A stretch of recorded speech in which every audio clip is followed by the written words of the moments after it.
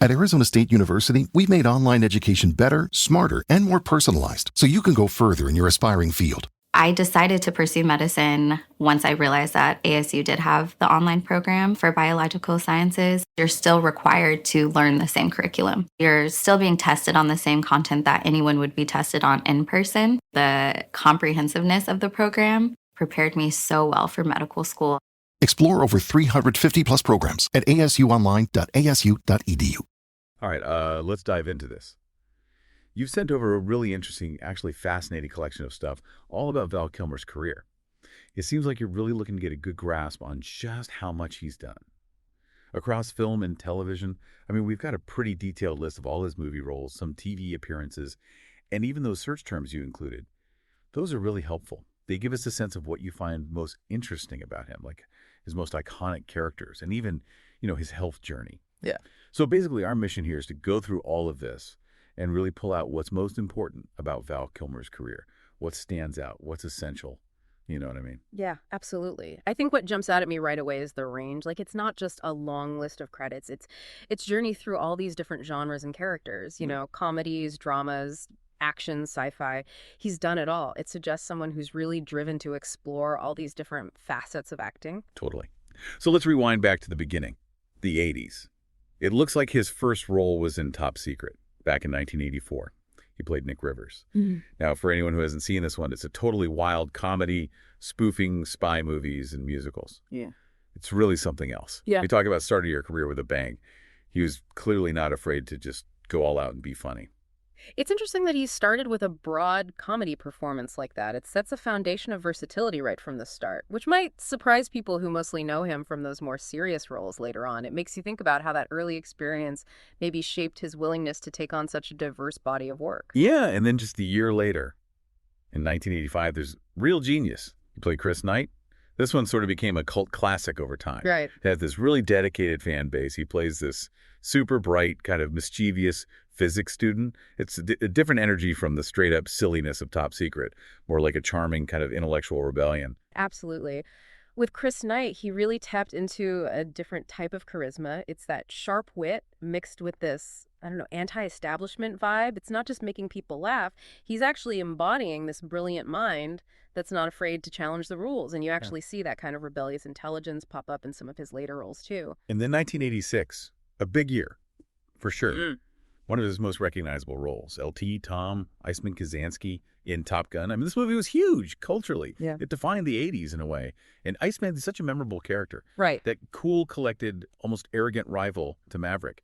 And honestly, the number of times Top Gun and Iceman come up in your search terms, it tells us this role is still really important to you. Yeah, the whole dynamic between Iceman and Maverick, it's the heart of that film. What's great about Kilmer's performance is how subtly he shows Iceman's respect for Maverick growing underneath that initial rivalry. He embodies this really disciplined, strategic way of flying, which is such a contrast to Cruise's impulsive style. It's a really interesting look at different ways of achieving excellence. So moving on to the late 80s and early 90s, we see him continuing to branch out, taking on different genres. In 1988, he plays Mad Mardigan in Willow, which is this fantasy adventure film. Talk about a change of pace from fighter jets and geniuses.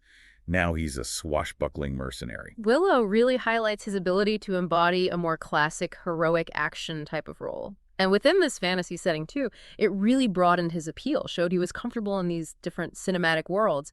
It makes you wonder about his acting process. How do you go from one extreme to the other so convincingly? Okay, but then 1991. It seems like this is a big one for you. Based on your search terms, The Doors, where he played Jim Morrison. I mean, it wasn't just playing a character. It felt like he became Morrison. The dedication he had to that role is legendary. Oh, yeah. The Doors movie, Jim Morrison, Val Kilmer, Jim Morrison. Those searches tell the story. His performance went way beyond just imitation. It was like he dove deep into the psyche of this complex icon. There are all these stories about how he went to extreme lengths to understand Morrison, even living as him when he wasn't filming. What about his performance stood out to you most? Was it the physical transformation? The voice? Something else? For me, it was how he captured that almost shamanistic stage presence. Yeah. And at the same time, the vulnerability of Morrison's poetry, it felt like more than just acting, All right, so moving into the mid-90s, he's in another string of major movies, again showing off his versatility. 1993 brings us Tombstone. And wow, the amount of interest in Tombstone, Doc Holliday, in your searches tells us this is a big deal. His performance as Doc Holliday was just unforgettable. Yeah, it really is. What's so remarkable about his Doc Holliday is how he brought this legendary figure to life with so much depth and complexity. He wasn't just the gunslinger. He was this cultured, educated man facing death with a mixture of defiance and this dark humor. Lines like, "I'm your huckleberry," they've become so iconic, and it's largely due to Kilmer's delivery, the specific way he says them. He created a character who's both captivating and heartbreaking. Is there a scene or a line from Tombstone that sticks out to you? That whole scene in the saloon with Johnny Ringo, the tension, the way they're almost playing with each other, but it's deadly serious. It's just brilliant. And also, in 1993, he has this smaller role in True Romance as Elvis Presley's mentor. It's a short appearance, but he really makes an impact, which again shows his ability to command the screen even when he's not the main focus. That's a great example of how a good actor can elevate even a smaller role. His Elvis in True Romance adds this surreal, almost mythical element to the film. It shows he doesn't need to be front and center to create a memorable character. And then 1995, he puts on the cape and cowl, becomes Bruce Wayne, Batman, and Batman Forever.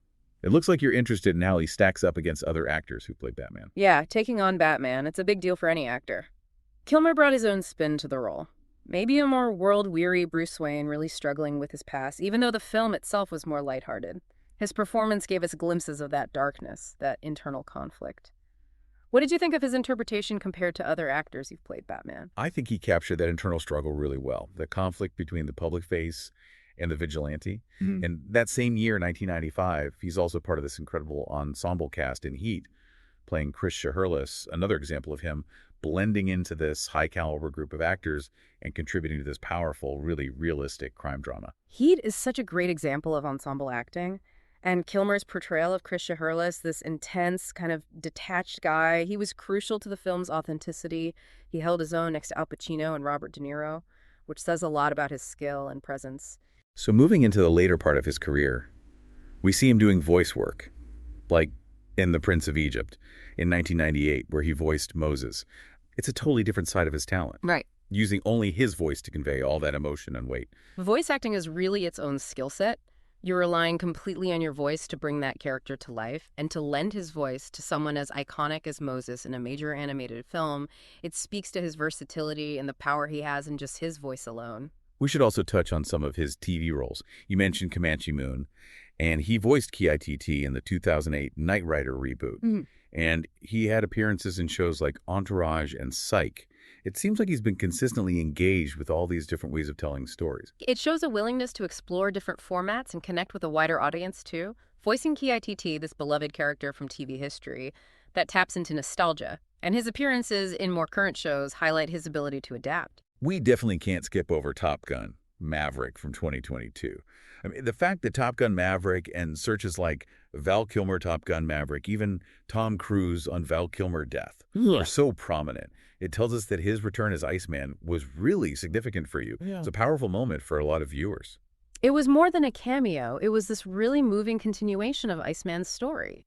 And considering the health challenges he's gone through, his return to that role resonated so deeply with people. It was a testament to how much people connect with him and with that character and with the impact Iceman had on pop culture. Which kind of naturally leads into some of your other search terms. Yeah. Those ones about his health, Val Kilmer health, Val Kilmer cancer, throat cancer, and questions like, is Val Kilmer still alive, Val Kilmer today? And while the information you sent doesn't get into specific medical details, it's understandable that this is something you're curious about. And we can acknowledge that his career has continued even with those challenges. And his appearance in Top Gun Maverick is a really visible and inspiring example of that. It's definitely important to acknowledge that interest in his well-being and to recognize how he's continued to work despite the obstacles he's faced. His return to Top Gun was a really powerful reminder of his strength. You also searched for things related to his family, Joanne Wally, Mercedes Kilmer, Jack Kilmer, Val Kilmer children, Val Kilmer daughter, Val Kilmer family. It's natural to be curious about the personal lives of people in the public eye, the people they're close to. And again, while we don't have specifics here, it's a common thing. People are interested in the families of actors. Yeah, the lives of actors often extend beyond the screen, and it's understandable that people are curious about their families and their personal relationships. Finally, your search terms included a long list of other movies and roles, like Willow Movie, Top Secret movie, Real Genius, Heat movie, Kiss Kiss Bang Bang Alexander, The Island of Dr. Moreau, The Ghost in the Darkness, The Saint, At First Sight, Red Planet, The Salton Sea, Wonderland, Deja Vu. It really highlights how diverse and prolific his career has been over decades and across genres. Looking at that list, it's amazing to see the variety of characters he's played. From action heroes to romantic leads, historical figures to more offbeat roles. He's consistently taken on new challenges. He's never let himself be typecast. And if you want to explore his filmography and TV work in more detail, the information you send over mentions resources like IMDb, Wikipedia, and TV Guide. They'll give you a complete list of everything he's been in. Those are great resources for anyone who wants to dig deeper into his career and learn more about specific projects and the people involved. So, as you can see from this deep dive into the information you provided, Val Kilmer has had a truly incredible career, from comedy to drama, voice acting. He's left his mark on film and television. But here's something to think about.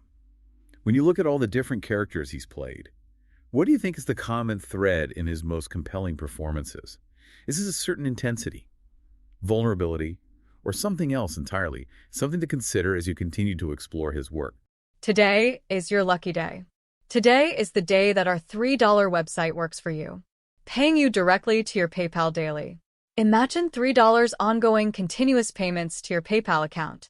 Imagine falling asleep and waking up to $300 in your PayPal account. How would this make you feel? How could this help you? What bills could you pay? What kind of fun could you have? What does that retirement look like now? All for a one-time payment of $3. This website is DFY done for you, fully built and completely hosted, and never stops collecting payments for you. You have spent $3 on coffee on a regular, but that coffee won't help you create multiple streams of income. Click the link below.